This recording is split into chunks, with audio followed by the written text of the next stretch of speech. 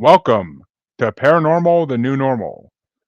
And tonight, I finally have a Bigfoot lover on my show.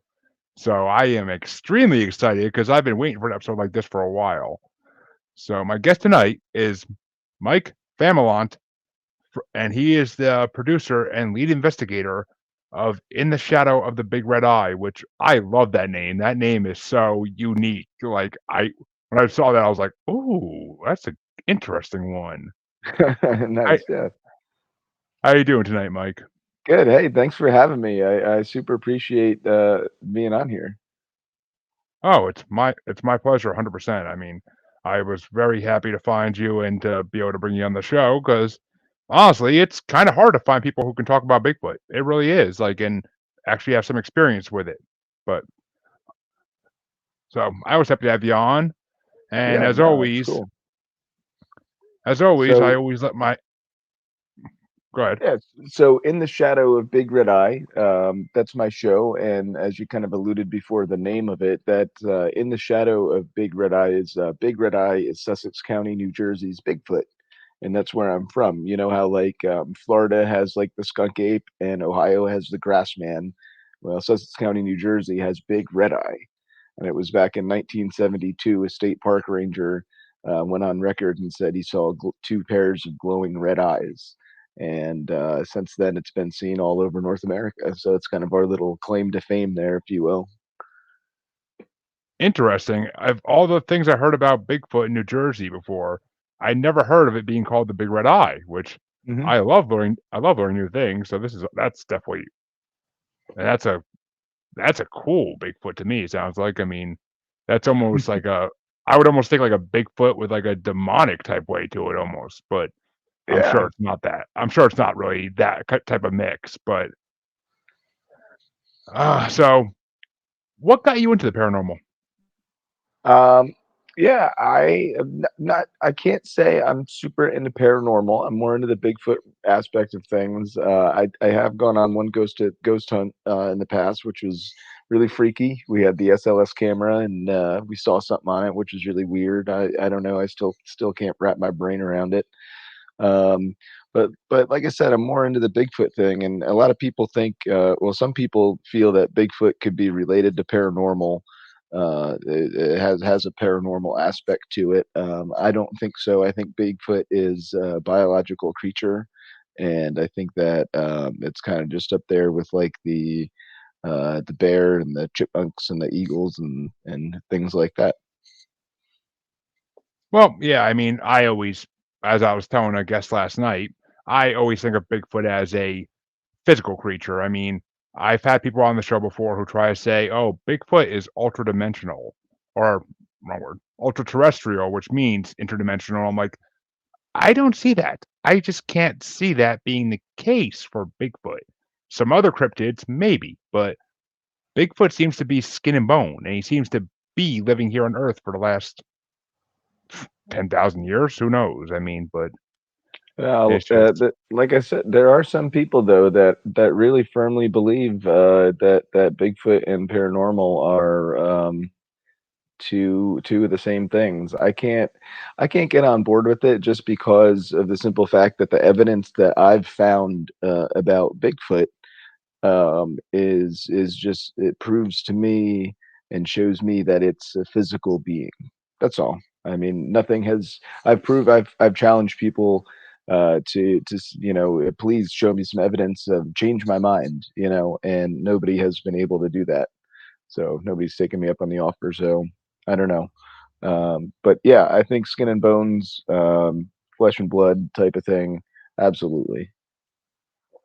which I mean, I do classify Bigfoot as under the paranormal umbrella kind of, but Yeah. Yeah. I'm not gonna put him in the same category as Ghost and as of well, maybe, yeah, I mean, Ghost maybe, but I'm not gonna put him in the same category as, you know, Mirrored Men or as, Chupacabras, like, that type of stuff, like, because that's Right. all more mysterious stuff than Bigfoot seems to be just something seems to be something we just can't prove to the non-believers exist.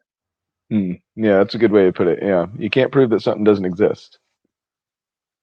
I mean, and we can't prove to the non-believers he exists either. That's the problem, and that's where a lot of the non-believers that's where a lot of the non-believers come in. They're like, "Where's the bodies?" And I'm like, Yeah, one, I don't want to find a body because that's sad that Bigfoot died, but yeah, that's true. and two, 10 to 1, if they're intelligent, they're supposed to be almost as intelligent as humans, if not the same or more intelligent than us. So they probably take care of the bodies the same way we do. That's why you don't find them. They're probably buried in the woods somewhere, decomposing, and we don't know where to look.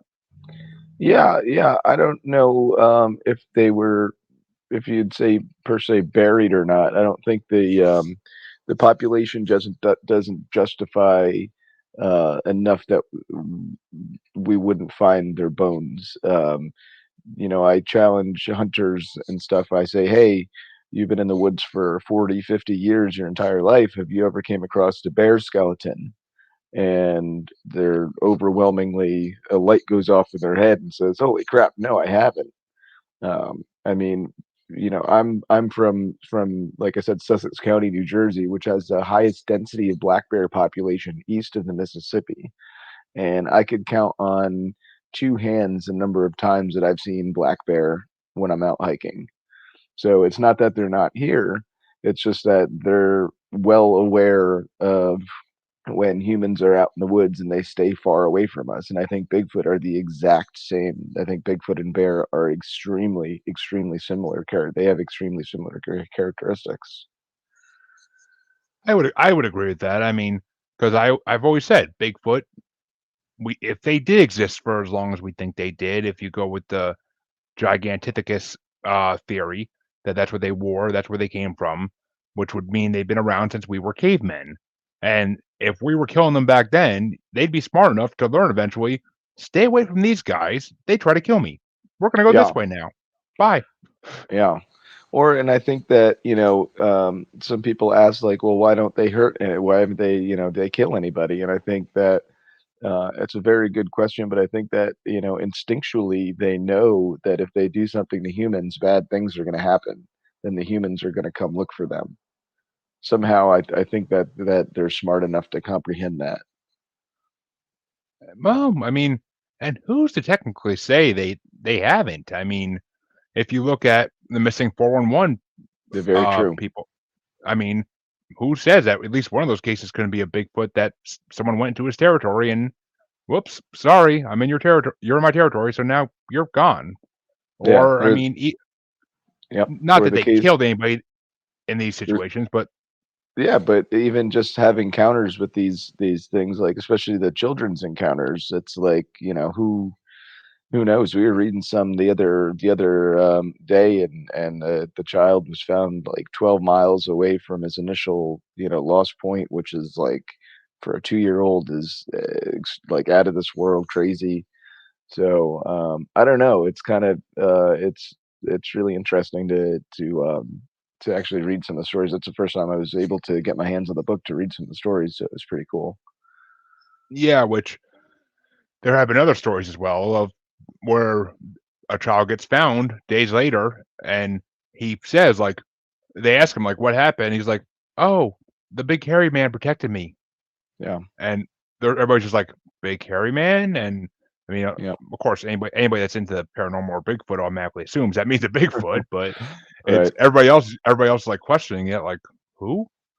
Yeah, But I mean, if you look at like the Ape Canyon incident and all the other stories you hear of like truckers with huge rock dents in the side of their truck overnight, and they hear something walking around outside their truck and like snorting and hooting a little bit, like so. I yeah, mean, Bigfoots don't.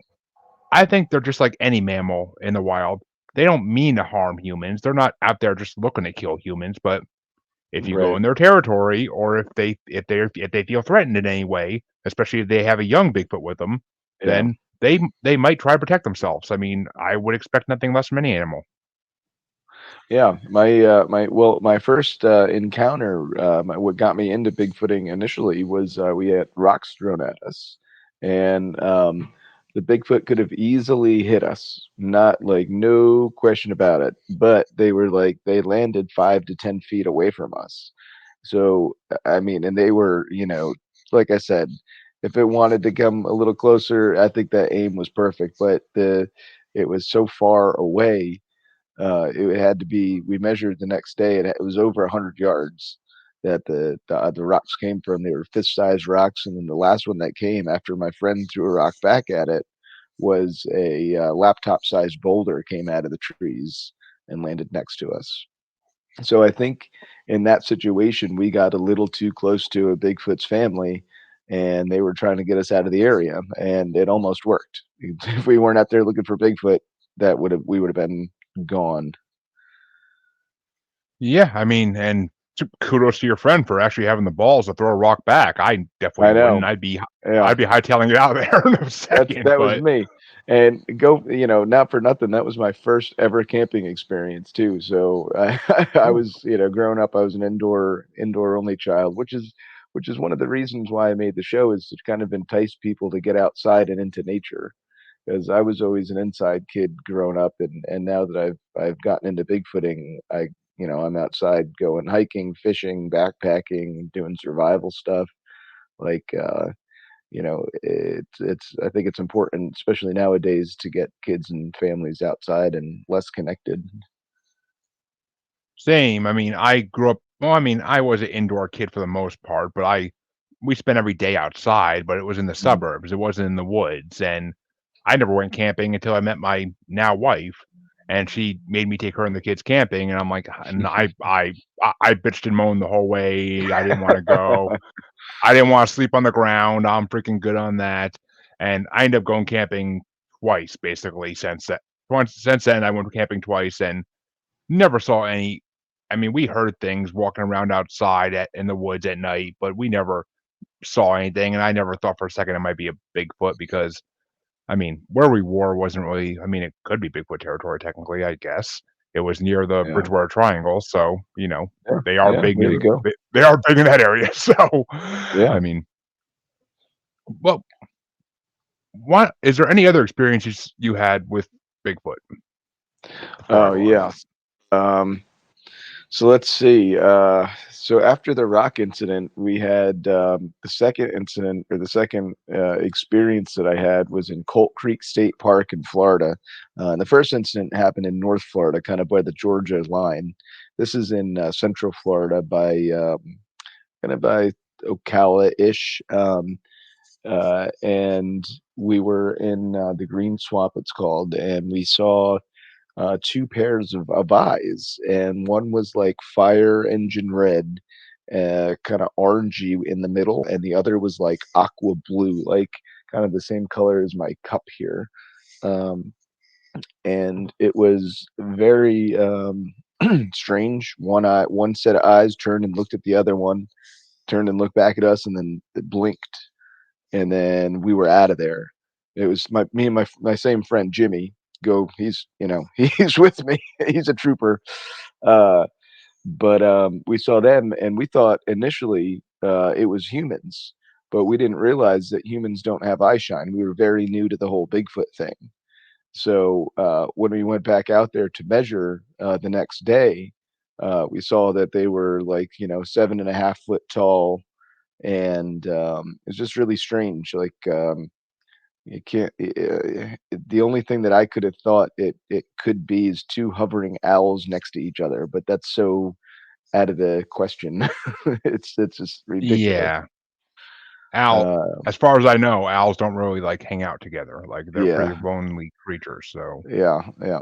Um, and then up in Whitehall, New York, kind of up by the Bridgewater Triangle, one of my favorite areas to go bigfooting. We go up there every year. We're actually going to go up there in a month from now. We'll be up in Whitehall for the Whitehall Bigfoot calling contest. yep. Um, so that'll be fun. And we're going to be in Vermont camping on some private property, which will be even funner.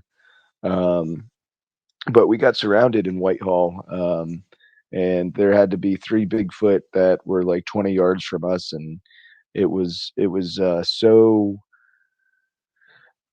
petrifying at the time. You couldn't. They were breaking branches, throwing rocks, hitting trees right by us. You could hear the footfalls, grunting, and this that got us out of the area. That time it worked, and we got right out of the area. So I can't tell you what that was, but that was interesting because we didn't have any equipment on us at that point. We just had a voice recorder. That was the only thing we had with us. We didn't have any cameras, anything like that. We just had a big spotlight and a voice recorder. But all that's on the YouTube channel, which you can check out. I definitely will have to because I mean, it's funny. Whitehall, New York, which when I grew up in a little small town outside of Kingston and New Paltz, New York. Nice. So I knew Whitehall my whole life. I just until I got older, I never realized it was a Bigfoot hotspot until like I got Yeah. older and I saw the documentaries about it. I was like, oh, okay. Which apparently I was growing up in Bigfoot's backyard as well, and I never realized it. I just had to go in the woods actually, and I may have had a chance. But Yeah, the I things you mean, learn. the woods by us, the most you ever would see is a snake or maybe a couple squirrels, but there's never Where anything where big in the. where are you located at? Well, back then I was located in a small town called Tilson, in between New Paltz and Kingston, New York, and Okay. like Tilson, Rosendale, New York, two small little towns in between the two big towns, but Right. two big cities. And I mean, we were right by Mohawk Mountain, though. We're right by the Hmm. Adirondacks. I mean, we're in the Yep. Catskills. It's prime Bigfoot territory. We just when I was a kid, I never realized it because I was into this stuff since I was a kid. I just never really like did much investigating on how I could see these things because I was a kid. I didn't think about, oh, I should go see Yeah. Bigfoot. I'm a Right. kid. I want to play video games. But Sure. so it's funny though because I one of the podcasts that got me back into the paranormal about 5-6 years ago is called Monsters Among Us, and Oh, I that's don't know if you great. heard Yeah. of. Of course. So have you heard Mac's story from Monsters Among Us about his Bigfoot Mm, encounter? no, I haven't. Basically, Mac lives down south somewhere. I forget the exact state always. I want to say Mississippi or Louisiana, and he was hunting in a deer blind, and he fell out of his deer blind. Something startled him. He fell out of his deer blind, about 20-foot drop.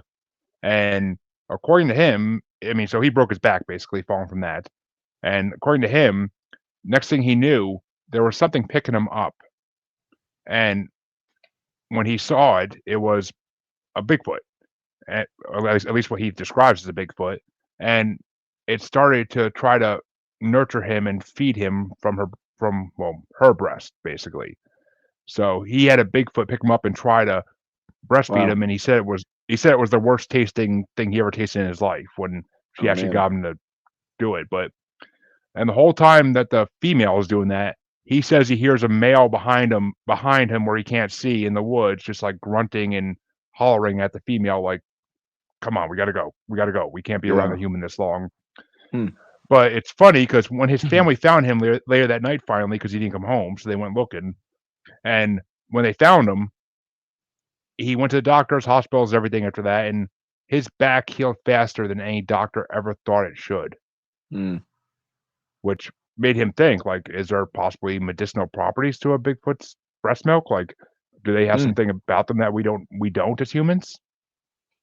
Yeah, that's I've never heard anything that I've heard a lot. I Sure, I have heard a lot of Bigfoot theories before, but that is the first I've heard of anything about Bigfoot's breast milk. I'll It give you that. I'm telling you, Uh, this I actually had Derek Hayes from Monster Among Us on my show yesterday afternoon. Neat. The episode's gonna be releasing this Saturday, but and we of course talked about Mac's call because it's one of the most popular calls from Monster Among Us because Hmm. it was just such a one of those experiences that like and the sound of his voice, like you don't think he's making it up. It doesn't sound like he's lying. Even Right. Derek said on my show, if he's lying, he's the greatest storyteller ever. He should be in Hollywood. Hmm. So Right. I mean, it's just interesting. Anybody that's into Bigfoot, I'd like to bring that story up because it's just so fascinating that Yeah. the possibility of that. I mean, I can't guarantee it happened. I wasn't there, of course, but Yeah. and I've heard it so many times now that every time I hear it, it just seems more and more realistic the way he tells it. One of But my favorite Bigfoot stories came from Battle Mountain in 1992 in Nevada, where Bigfoot was there was a forest fire, a big forest fire in the area, and the forest firefighters were doing their thing, but they were taking a break, and a Bigfoot comes out of the woods, all charred and burned, kind of smoldering, and falls down right at the firefighters' feet. So the firefighters start first aid care and they get the ambulance and they put him into the ambulance. And there's firefighters and EMTs and paramedics. They start working on this Bigfoot and they start IVs. And you could read in the gentleman's story how in depth it goes. Is like he heard the bowel sounds from the Bigfoot, like he listened to it through his stethoscope and heard bowel.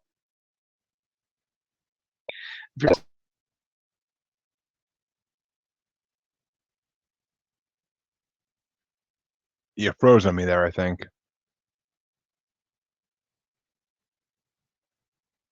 Yeah, I guess. Watchers, it seems like Mike might have frozen up. Hopefully, hopefully he gets it fixed soon. I apologize to my watchers.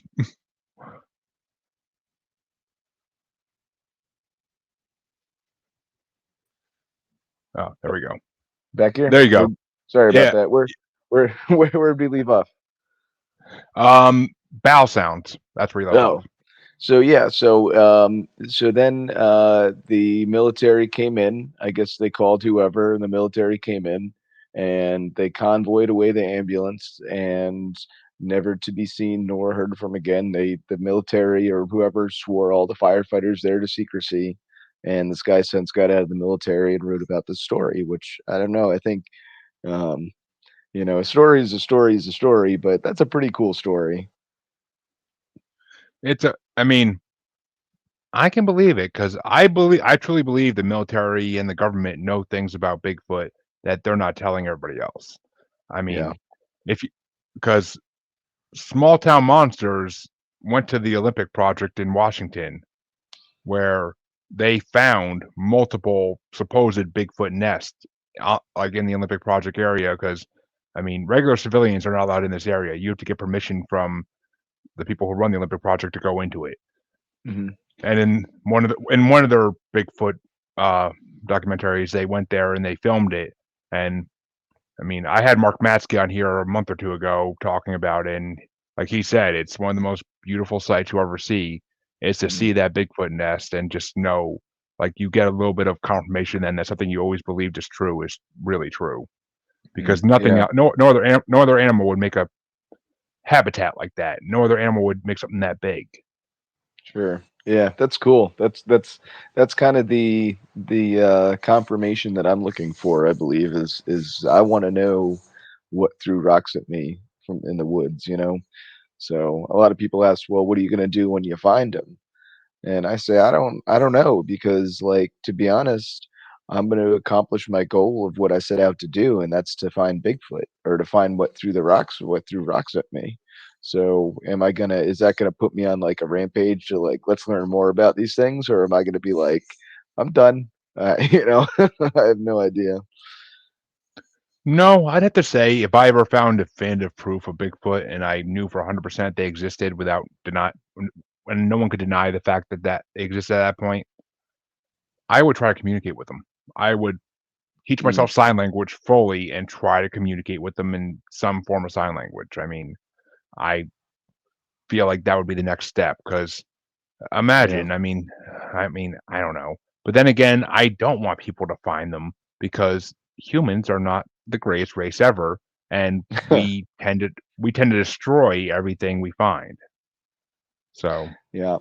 If and I think if the government did come out and say, there's UFOs out there, or I'm sorry, there's Bigfoot out there, kind of like they did with the UFOs, then I think there would be a lot of unnecessary people getting hurt in the woods because everybody would be out there trying to shoot Bigfoot, and hunters wear ghillie suits, and guess what a ghillie suit looks like? A Bigfoot. So I think there would be a lot of unnecessarily people getting shot and killed in the woods. But I also think it would create a little bit of mass hysteria, saying like, "Hey, there's an 8 foot tall predator, in the woods, and it's not, it's legitimately here. It's not just some made up thing now." If the government would, that's what I say, big if, and if that does happen.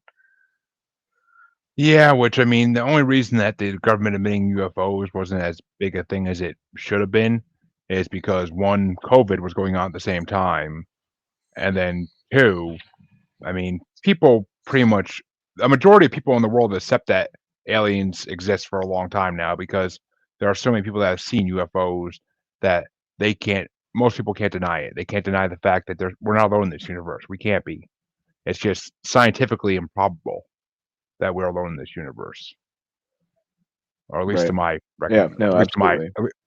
at least to my belief, and to most people I know's beliefs. But I mean, I've seen UFOs too in the Bridgewater Triangle area and up where I live now in Gardner, Massachusetts, which is kind of northwest central Massachusetts near the New Hampshire border and Vermont border. So, because I mean, we've seen strange things out our window looking in the sky at night, and Gardner is known as a UFO hotspot. So, I truly believe that they are around here. I mean, the theory is that they're mining some kind of metal out of the mountains That's pretty around cool. us, and that's why they're here. That they suck it up in their ship, however they do it, and then they just take off. It's either fuel to them or something. I don't know what, but couldn't tell you. But I mean, I fully believe in aliens just as much as I believe in Bigfoot because Bigfoot. I mean, Leominster State Forest, about 15 miles east of me, is a huge Bigfoot hotspot around here. I've been told by multiple people that Hmm. they have seen Yeah, I've that heard of it. Yep. people have seen Bigfoot there. I've heard. I've yet to go check it out. One of these days, I got to take the kids and the wife for a hike, and got to bring the kids in case I need a sacrifice real fast. But, but yeah, I mean, sorry, Jerry, but I love you, but I need to get out of here. Aw. but, but yeah, I mean, it's. I don't know. I gotta go to that state forest someday and do some investigating, maybe, and see if I can find anything. But 9 out of 10, I'm not gonna find anything. It's just the way it goes. I've looked before, but it just in different areas, but it Well, just I think 9 times out of 10, if you stay on the trail. Oops, I think we're definitely having some connection issues here. I mean, yeah, it seems like I don't know. Actually, I don't think we are because I could fully see you and I could fully hear you. Oh, must be on my end then. Can you hear me Yeah, now? yeah, I can hear you fine now. You're not freezing up like you did a Yeah. little while Okay. ago. But Yeah. so Um. go ahead, go ahead. No. No. No. Go ahead. All right, well, let me ask you this: what is your theory on Bigfoot? Like, do you truly believe they've been around here forever, or do you think they're possibly extraterrestrial related? Hmm. Yeah, that's another theory that a lot of people have, is that they could be related to extraterrestrials or aliens or UFOs. Um, I think they're biological, physically here on Earth, just like kind of other animals. And I don't know if they've been here forever per se, but I think they've kind of matured alongside of humans as we have matured throughout our life stages throughout life, or throughout our life, if you will, of humanization. Um, and I think they probably paralleled us, but they you said Gigantopithecus before, very possible. I believe it could be a Denisovan, which is another ancient human which lived alongside of modern day humans, which we don't have too much fossil records of. We only have the little pinky finger, but from what we could tell is that they were about 8 feet tall. Um, and another reason why I think that is because Native Americans have, like every Native American tribe in the United States has a theory or a story about a Bigfoot. I was just looking this up for a presentation I'm doing this weekend, and it's really interesting. None of these Native American tribes could like speak to each other because they spoke different languages, yet they all had a story of an 8 foot tall, hair covered creature. To me, that's insane. And if anybody were to know what's out in the woods, I think it'd be the Native Americans. Truly, I mean, I bring that up in the show all the time, is that because I've read the stories too of Native Americans who live today telling, like, that their ancestors talked about trading with hairy tribes of men, and that Hmm. they didn't treat them as an animal or anything different. They traded with them and they moved on their way. They just didn't bother them. So, and yes, Native Americans would know about the forest and what's in it better than anybody. They know because all the cave systems that are in the United States, on the East Coast and West Coast especially, that go from Pennsylvania, New York, all the way down to the South. I mean, these caves are so big. Who knows what's living inside these caves? Like, a lot of cryptids could be living inside these caves in different parts of them, and we never would know. I think I read once the furthest we ever gone inside the one cave on the East Coast is like 400, maybe 400 miles, and that's it. Like, that's the furthest an exploration team in modern time Hmm. went down.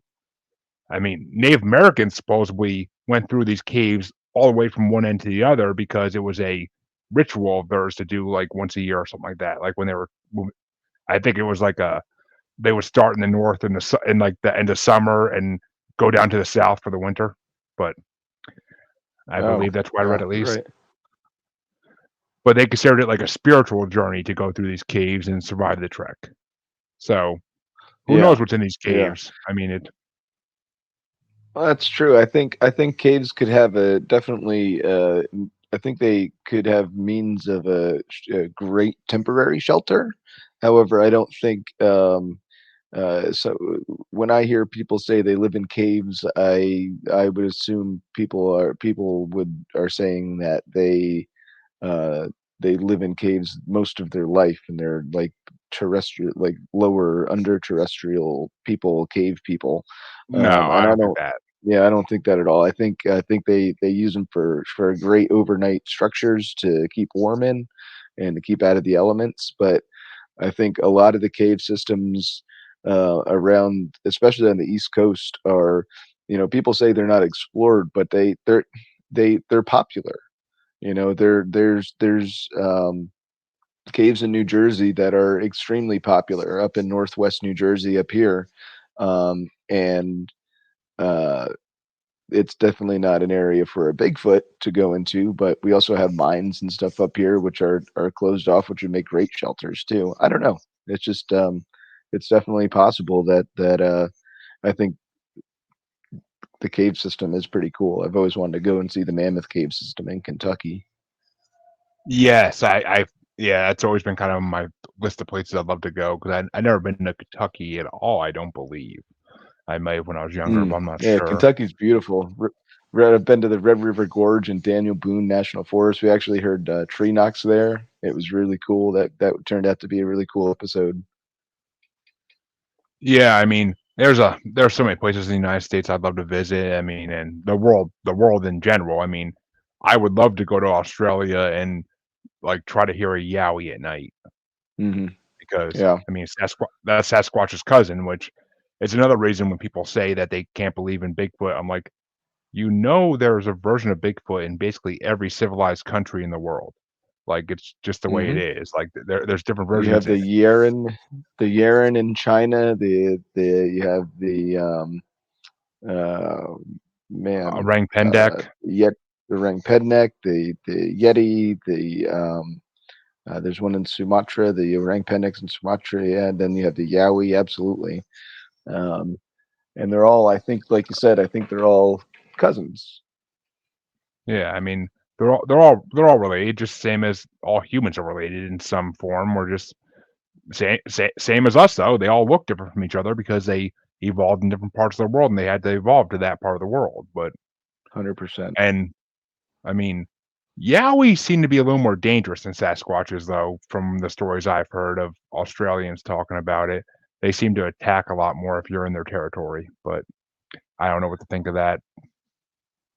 Yeah, I don't know. I think that's probably just the kind of yowie that you get, just kind of the same like same Bigfoot that you get. And I know people say that there's the grass man in Ohio is a little more aggressive than the other Bigfoots around, and that could be just because that of that tribe of Bigfoot or that family group or that clan of Bigfoot. And when I say clan, I just use it as a lack of a better term for a group of Bigfoot. Um, Yeah, uh, that they could that's possible. I agree 100%. I agree 100%. I mean, it's just the way it is, but it's funny because a lot. I mean, well, when we were talking about the cave systems and everything, I talk about the cave systems a lot because of the one meme on Facebook where it shows the cave systems in the east and west of the United States, and then it shows like the dots from the missing 411 over it, Oh and yeah, yeah. it's kind of coincidental that they both overlap each other like that, which makes you think what is in those caves. I mean, it could easily be Bigfoot related, or it could be Dogman related as well. Which that's my favorite cryptid right there is Dogmen. Hmm. Do you Yeah. do you you know about the Dogmen? Yeah, yeah. And it's funny. I was just talking about the Dogman yesterday. Excuse me. And out of all the places that I've been, and I've been to some pretty dogman-y places. We're actually going out to the Allegheny National Forest this coming weekend. We're leaving early tomorrow morning. Um, that I've never encountered a dog man, never seen any signs of a dog man, anything I could attribute to a dog man, never heard anything that I could attribute to a dog man. So, you know, I'm open to the idea if I were to come across some evidence or see something myself. However, I just haven't come across anything, so I can't say for certain if the thing's out there or not. Hello, Vera. Thanks for watching. Appreciate it. And I mean, as well, I had a investigator from Pennsylvania named Lon Strickler. I don't know if you've heard of him. Yeah, He's Lon. Oh yeah. oh yeah, okay. It seems like everybody knows Lon to some degree, I but think I think you have to know Lon. I just think that's a preferred thing to get into Bigfoot.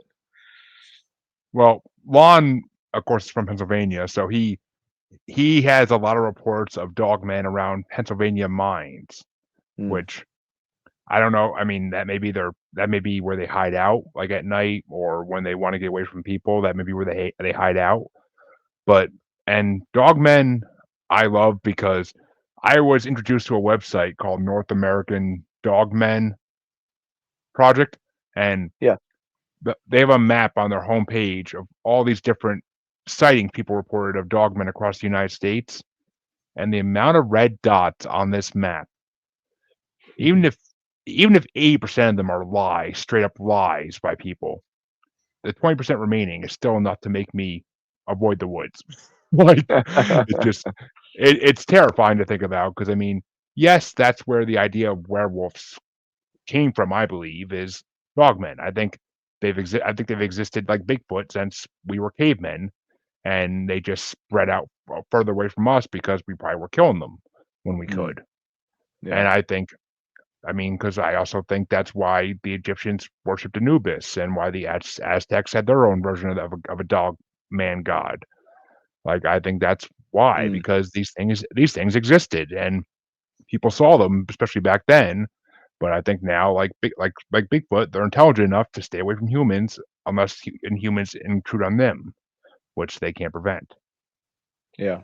So Yeah, I mean, I I don't know. definitely I've read a bunch of Dogman encounters, and um, some of them are very, I mean, very in depth, and it would be very difficult to, you know, just like Bigfoot, it would be extremely difficult to make some of these encounters up and some of these sightings up. Yeah, which that's the thing I can't get over is like not everybody can be lying about the same thing. It just Yeah. doesn't work that way in the world. I mean, And you know, even if, you know, everybody was lying, there would only need to be one person that wasn't lying. exactly, You know, and it's that exactly. one person that, you know, so the thousands and thousands of people, I don't know, I don't know. I don't think they could all be lying. Yes, exactly. That's where I stand as well. Which, uh, Vera, are you talking about Dogman or Bigfoot? Because I truly believe that both of them are all over the world. I truly believe that both of them are. I don't know. I hope that answers your question. What do you think, Mike? Do you think they're all over the world? Yeah, I think we talked a little bit before Vera showed up about how the Yeti and the orang pendek and everything from around Yeah, the world. But I yep. also think the grassman or the dog man too has got to be, like you said, the Egyptians had a god of the dog. You know, that's very interesting. I never put the two and two together. Which it's interesting because I had a guest on here. One of my first guests. Okay, yeah, she's confirmed the Dogman. Yeah, I like we just said. I truly believe the Dogman is everywhere because it's been around as long as humans have, if not longer. I believe because dogs themselves were around before humans kind of civilized them and made them like man's best friend, like back in Hmm. caveman days. But Sure. and it's funny because the reason I think of that for Dogman, the Anubis connection is I had a guest on here the first couple months I did the show, and he was in the army, and he was in Egypt with his army platoon one trip excursion. I forget what they call it, one tour duty, and one of his buddies saw a statue of what he didn't know at the time was Anubis, and he was just like, he said his friend was just like stone faced. He's like, "What is that?" And they're like, "That's Anubis. He was an ancient Egyptian god." And he's like, I've seen that exact thing in my backyard in New Orleans when I was a kid twice, Hmm. which New Orleans is Rougarou country, which is the Haitian African version of Dogmen, the Rougarou, or Right. what they call I mean, Small Town Monsters just did a documentary about it called Rougarou, the American Werewolf, which I hate the word werewolf. I freaking hate it. But but yeah, I mean, it's basically what people use to describe because they don't know any better. But Yeah. so Exactly. I mean, the fact that someone who didn't know anything about Egyptian gods could see a statue and immediately get scared because it's something he saw as a kid that freaked him out, which different parts of the world too. I mean, it's not like he grew up in Egypt and where he would see the statue on a daily basis. Like different parts of the world. I mean, Yeah. it's trippy, and that's why I love the paranormal because it's trippy how the coincidences and the synchronization that comes up with the paranormal is just so trippy. But And yes, Vera, you are very welcome. We gladly answer any questions on this show that we can. I mean, it's paranormal, so we can only answer questions to a certain degree. We don't know everything with definitive proof. But before we went on camera, Mike mentioned something to me called the Mantis Man, which I've heard vague stories of, but I haven't talked about it on this show yet because no one I talked to has ever brought it up. So why don't Yeah. you tell us what you know about the Mantis Man? So the Mantis Man of the Musconetcong watershed, which is a river that runs from the Musconetcong Lake in northwest New Jersey to the Delaware River, um, is I think it's like 23 or 27 miles long, something like that, and it's had reports throughout the years of 6 foot tall humanoid praying mantis. It's a humanoid face with the wings of a mantis, with the legs of a mantis, the antenna and everything like that. Um, and it supposedly inhabits the Musconetcong River. And there have been reports of it for going on 40 years now. So it's something that I'm going to check out. That might be a new documentary next year. Hopefully, it will be. So something to look out for. Which I, of course, have heard of the Mantis Man sightings. Like I've heard them for years, and I don't know when it comes to. I mean, it's hard because there's more sightings of the Mantis Man than there is of other lesser known cryptids out there. And Sure. when it comes to insect humanoid type creatures, my mind always has to go to extraterrestrial because I truly believe that extraterrestrials are one of the main versions of them is insect Mm, humanoid type creatures because what would Interesting. survive what would survive on planets where mammals and other more fragile life couldn't survive, but insects, because insects are more meant to survive in harsher conditions. So, or Hmm. what we Yeah. call insects. I mean, they might not classify themselves as insects. They might not even know what that word means, but Right. they Right. just they look like something we have on Earth that's similar. Which who Yeah. knows? The two could be related. I mean, Yeah. That's true. maybe And that's something we may have to dive into during the documentary as well. What's interesting about the Mantis Man is I think most reports of the Mantis Man are of him by some body of water, which is unusual because, as you said, insects, Mantis Man is a praying mantis is an insect, and they generally do not like water. They stay far away from water. So that's another topic that we'll have to kind of dive into and hopefully figure out on a new documentary coming up next year.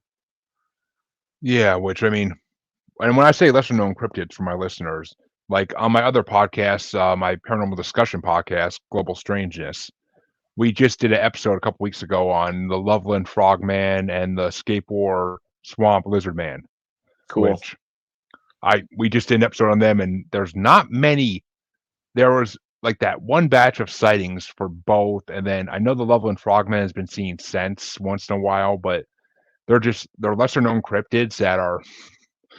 It's harder not to put them off and like kind of laugh at them because I mean I know the Skateboard Swamp Lizard Man. The first time I ever saw him was on a Monsters and Mysteries of America segment on Destination America, Yeah. and the reenactments they did were so corny, but it was still a good show because it was just the reenactments were fun to watch. But Oh though yeah. I mean I don't know. I think of a lizard man. I think of like the lizard from Spider Man. Like that's what I think of because Right. that's what everybody thinks of now because of popular culture. But I don't know. It's just the lesser known I cryptids think of about I find. Oh, I go think ahead. about I think I know where you're going. the Geico gecko. Not right. There's a When I heard the G, it's not where I thought you were going, but I like that. oh. Or we could do the Godzilla. Yes, okay, we could do the Godzilla too. Well, not I wasn't going there either, but Oh, where were you uh, going? I I thought I thought you were going to say Goat Man, but Oh, okay. We got some good G's going on. I know, right? But no, because I mean, that's another one of my favorite cryptids is the Goat Man, like the Pope monster, and all the Mhm. other Goat Men that have been seen throughout the United States. Which I don't know. I mean, that's another of those lesser known cryptids. I'm like, it sounds like a bad horror movie plot. Like, oh, a farmer had goats, and he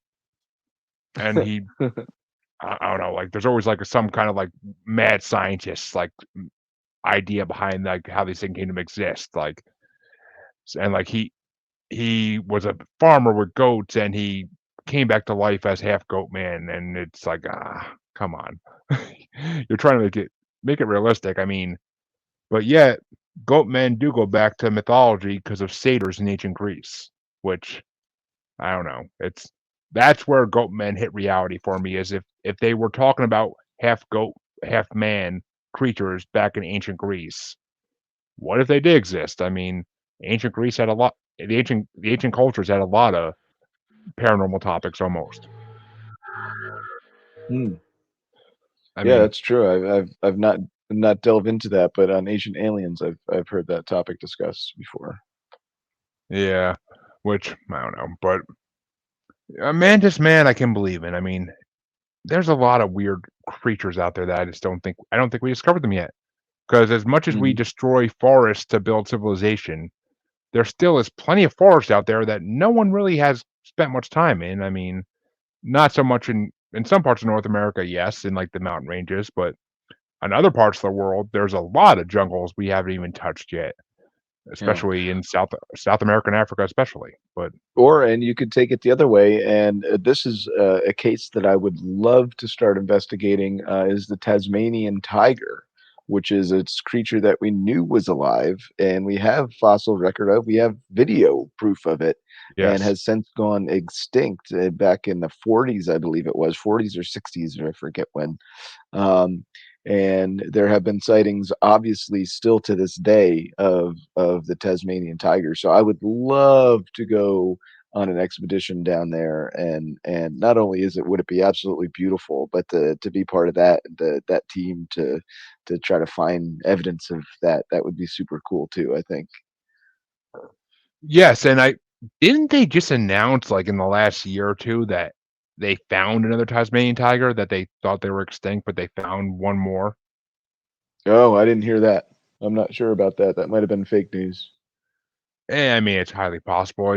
I mean, you see all these stories nowadays on Facebook and whatnot, and it's like you Yeah, can't even begin to tell what's real and what's fake anymore unless it's like unless you hear it like unless it's like straight from one of the big four like news outlets. You can't trust it even, and even then it's very true. It's questionable. sad. Yeah, it's sad because I mean, I have to see the video myself, something like that, to truly believe it. I mean, I know in the last 5 or 6 years, they discovered that video you're talking about where they found the black and white video of Tasmanian tiger, and, like, it's been all over the internet since then, but Yeah, yeah. which I am pretty sure, though. I mean, I don't know, I think I heard from multiple sources that they found a new one, like, somewhere in, like, in a jungle, and somehow it survived since then, and that That could very well be. there must have been like a pack of them that no one ever could find, and that like this one might be a lone survivor from that pack or something. I mean, that was the theory they put out there, but I Hmm. don't know. I didn't see it with my own two eyes, so I have a hard time fully believing it. But Yeah. which in the paranormal world, that's the way you have to do. Is you can't fully believe anything until you see it with your own two eyes or until you experience. I didn't believe in ghosts and spirits until I met my wife and went to her house, which is on a Native American burial ground in the Bridgewater Triangle. And then I freaking started believing in ghosts. Oh, yes, I did. Mm. Because that house is creepy. And now I live with two ghosts in my house because the people who built my house still live here. I Hmm. even had investigators come and do a whole investigation into it, and I had one of them talk to me. For all my listeners, listen to previous episodes if you want to hear that story because I'm not going into it again. But it was creepy, definitely a little creepy. But all right, so being from New Jersey, I have to ask this one because I ask everybody who lives in New Jersey this one. What are your thoughts on the Jersey Devil? No, Jimmy Hoffa is not buried under Giant Stadium. That is incorrect, sir. If that's the question you were going to ask. No, the Jersey Devil is, yeah, so here's my philosophy is that the Jersey Devil is actually a misidentified Bigfoot. And I say this because a 7 foot tall, glowing red eyes, screams at night. That says to me, Bigfoot.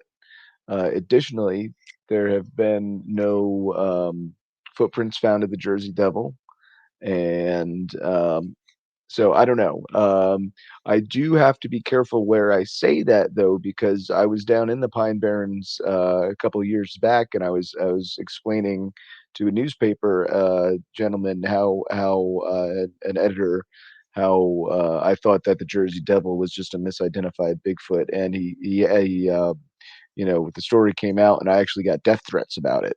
So I got to be careful where I say that because the people of South Jersey really love their Jersey Devil. Let me tell you. Well, I mean, they loved it enough to name a hockey team after it, so yeah. But and I don't, and I mean, yeah, the Jersey Devil's always been one of those more fanciful like cryptids that there was a good origin story for it back in the 1600s, and I mean, Hmm. The I love the 13th fact that when it's child of Mother Leeds. Yeah, yep, and it was cursed by the devil. But and I mean, I like that when it's coming at you. Supposedly, you can hear a train coming because that's the sound of it yeah, running. right, Which, right. I mean, I don't know, but the Jersey Devil is also supposed to have Fun hooves. fact for you. Yes, in the early 1900s, I think it was in 1912 or 1909, there was an influx of Jersey Devil sightings, and actually like closed the banks and closed schools down and stuff. So the Philadelphia Zoo, which is right next to the Jersey or to the Jersey Pinelands, actually offered a reward, a $10,000 reward for the recapture of the Jersey Devil. So somebody back then they were able to obtain a kangaroo, and they pretended they attached wings to this kangaroo, and they attempted to turn him in for the profit for that $10,000. But the zoo was like, no, dude, this is a kangaroo with fake wings on it. But if you want to go, if anybody wants to come with me and try to capture the Jersey Devil, the $10,000 reward is still up for grabs. Which I've heard that 1909 story before, but it's always a fun one to hear. I mean, the imagination of people trying to get away with things in this country is completely crazy. But like a zoo wouldn't know what a kangaroo looks like, but Yeah. Hey, I just want to know where you get a kangaroo from. That's my question. true. Oh, actually, I was gonna say true. I wouldn't mind having one as a pet, but then I thought about it. I'm like, no, I've heard they're pretty freaking vicious when they're around humans, and Oh, they just want to fight all the time. But yeah. I don't know. I mean, it's one of those things. But let me ask you this: if or was it? Where the hell was I just thinking?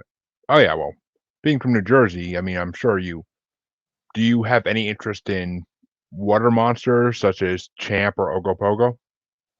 So yeah, every time I go up to Whitehall, I have to look for Champ. There's the Overlook. For the listeners who aren't aware, Champ is the Lake Champlain monster, who is like the uh, Loch Ness Lock. monster of Lake Champlain, and it's been seen and whatever. They even have the sign there and whatever. It's really cool. It's on the border of New York and Vermont, so it's one of the great chain of lakes. Is really cool. It's a beautiful area up in the Adirondacks. But yeah, I can't say that I'm into it, but I could say it's always fun to try to look for it when you're out bigfooting. See, one of my I know I say this a lot, but one of my favorite cryptids is Mokele Mbembe, which is, if you haven't heard of it, it's a brontosaurus that's supposed to live in the Congo or somewhere down there in the Congo in Mhm. Africa, and it's been reported for hundreds and hundreds of years by the natives down there as seeing these creatures. Which, I mean, if there are river and lake and sea Hmm. monsters that are supposed to be dinosaurs left behind, what's to say there's not more dinosaurs left behind in other parts of the world? I mean, you have Macaulay and Bembe down there in Congo. In Chile, I believe, you have a tribe that worships raptors that live in the forest, and they tell tourists not to go in the forest because the raptors will kill you. And Hmm. also in Southwest United States, there have been reports of pteranodons or pterodactyls flying around, and this is what people think Native Americans meant when they said thunderbirds. So, I mean, living dinosaurs is one of my favorite topics, Hmm. and yes, we covered this on Global Strangeness Yep. too because it was my choice to pick a topic, and of course I had to go with living dinosaurs because I just the idea of living dinosaurs fascinates me to no end. Because what if some things did survive extinction? It's possible. I mean, It's totally possible, and I don't know if a pterodactyl could survive something like that, but it's sure cool to imagine if it could. well, what turned me on to the pterodactyl thing is it was another either Monster Quest or Mysteries and Monsters segment where it was a report from the 60s or 70s of a pterodactyl picking up a young boy playing in the front yard in Texas or some state down there, and it actually carried Hmm. the boy for a few houses before the parents and the neighbors started shooting at it, and then it dropped the boy and it flew off. Oh wow. Because I mean, so and there have been multiple reports of pterodactyls flying along, like being seen down there, like in remote places. And there's plenty of caves down there that they could live in. There's plenty of caves in the desert that they could live in and survive, and they could pick off small mammals in the desert and small reptiles and eat them. So, I mean, 10 to 1. I mean, most people I talk to say that pterodactyls would be the one dinosaur they could see living still because they're smaller and they could hide better and it'd be easier to sustain them with food than it would like huge dinosaurs. Sure. Yeah. I mean, No, that's just very true. scary. And even if you put the possibility of them being like a night predator, like an owl or something like that on top of it and having night vision, then that's even more of a possibility, I think. I mean, I don't know. It's one of those. I mean, of course, my 8-year-old son loves dinosaurs, so whenever I talk about this, like he straight up has Mhm. popped in my bedroom before when I'm recording this, and I talk, and he hears me talking about it. He's like, "Dinosaurs exist?" I'm like, "Maybe, buddy, maybe. I don't know. I can't prove it."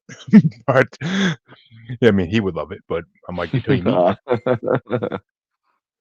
I mean, but I That's don't know. cute. And also, multiple tourists have been told by these natives in Chile that if you go into these woods, these velociraptor-like creatures will kill you, and like they worship them. Like they have idols and they worship them. Which, if dinosaurs are going to exist anywhere in this today's world, it would be in the deepest forest of South America and this in the Amazon and the deepest forest in the Congo, where no humans really go to. Like Yeah. in my mind, Do they that's. do do you think they have, the caves down there? I mean, I mean, they have the Andes are down there in Chile, so yeah, there could be caves, and Africa, I'm sure, Yeah, has caves in the jungle as well. So, I mean, it yeah. always brings to my mind. I mean, I know it got really popularized with the Godzilla Kong universe, but the Hollow Earth theory always comes to my mind. Like, I Mm. mean, yes, the Earth is obviously hollow to some degree because we have all these cave systems, but I mean, I don't know if there's actually a land of the What degree? lost or savage Yeah. land somewhere in Antarctica, and that's why we're not allowed there. But I don't know. I mean, it's Mhm. just fun. It's fun to theorize about it, so I bring it up like on every episode of my show when people who know more than just ghost. But Yeah. which actually, It is. that's a It's good way to. Oh no, go ahead. Go ahead. No, I was just gonna say that is it's fun to theorize about those kinda certain things. Yeah, which I mean, the reason I live off it is because when I was a kid in elementary school, the one book paranormal book I always took out had Bigfoot, it had Loch Ness, and then the last 2 or 3 pages were what if dinosaurs still exist? And that was in the 90s. That was in the 90s they still were writing this. And I'm pretty sure Mokele Mbembe was mentioned in the pages, but so I don't know. I mean, that's why it sticks in my head because it's something I read about when I was in elementary school and it never left my brain. It never left Yeah. my brain. But you actually said you do have a ghost encounter, and that'd be a good way to end out the show. Yeah, it's yeah, I was invited, by this group, out to investigate this house, and, it was an old house, and it was supposedly haunted. I don't know. I don't even know if it was supposedly haunted or not. I'm not sure. Um, excuse me, but we went up there and nothing happened. I tried the whole let me see what I could, I'm new to this, so let me ghost adventure it up and let me go downstairs by myself and do one of these, let me see type things, and nothing happened. And then we saw there was the one of the people there had an SLS camera, and they were pointing it in the bathroom. And I swear, as clear, as bright as day, and you could see as clear as day, a figure, a stick figure, on the toilet, just hanging out. And then he got up off the toilet, and we followed him, and we asked him to like lift up his leg. He lifted up his leg. We asked him to wave. He did a wave, and I don't know. Yeah, I have no idea what it is. It blew my mind. Absolutely blew my mind. It's it's still I still to this day I get goosebumps just thinking about it. It's because I have no idea what it is. And when you say stick figure, so was it like a full apparition kind of, or was it like Ghostbuster style almost, It or was on well it was on the SLS camera, which is censored oh light system camera, I believe it's called. And that yeah, picks up stick figures or anomalies that aren't visible through the general's human naked eye, range of vision. yeah. So It does come up as like a naked eye, which does come up as like a stick figure. All right. So that's definitely more than I've actually seen of ghosts. I've just felt their presences and basically have had one speak in my ear and say thank you. But that was about it for me. So I Hmm. that's hey, I respect those who have had more experience with them than I have. Which was it wasn't by chance East Coast Paranormal, was it? That you were with?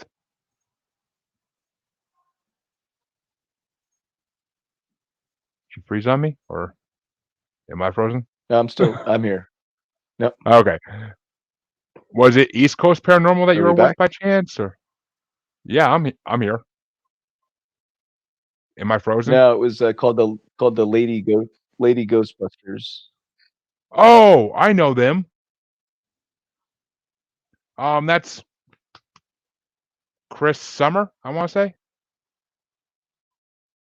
Chris Sumner. I I know of them. I'm pretty sure I had one of them on my show. Actually, I know I did. Eleanor Wagner, right? I I think I no, I don't know. I I know. All right, now you're frozen.